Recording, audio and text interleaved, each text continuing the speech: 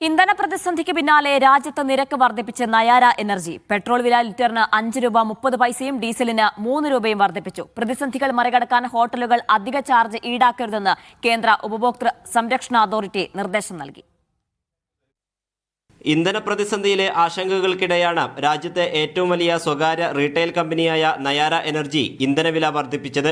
Petrol ലിറ്ററിന് 5 രൂപ 30 പൈസയും ഡീസലിന് 3 രൂപയും വർദ്ധിപ്പിച്ചു.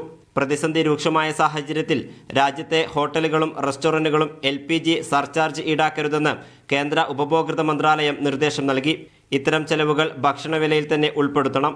ഹോട്ടലുകളും റെസ്റ്റോറന്റുകളും മെനുവിൽ കാണിക്കുന്ന വില തന്നെയായിരിക്കണം അന്തിമ വിലയെന്നും കേന്ദ്രം നിർദ്ദേശം നൽകി. വിലവർധനയുമായി ബന്ധപ്പെട്ട് പരാതി ഉയർന്നതോടെയാണ് നടപടി. അതേസമയം ഹോർമുസ് കടലിടുക്ക് കടന്ന ജഗ്വസന്ത് ടാങ്കർ ഇന്ന് ഇന്ത്യൻ തീരത്തെത്തും.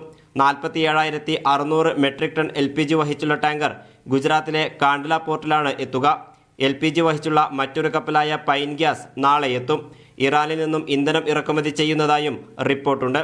അമേരിക്കൻ ഉപരോധത്തിന് പിന്നാലെ 2019 ശേഷം ആദ്യമായാണ് ഇറാനിൽ നിന്നും ഇന്ത്യ ഇന്ധനം ഇറക്കുമതി ചെയ്യാൻ ഒരുങ്ങുന്നത്. മീഡിയ 1, ഡൽഹി.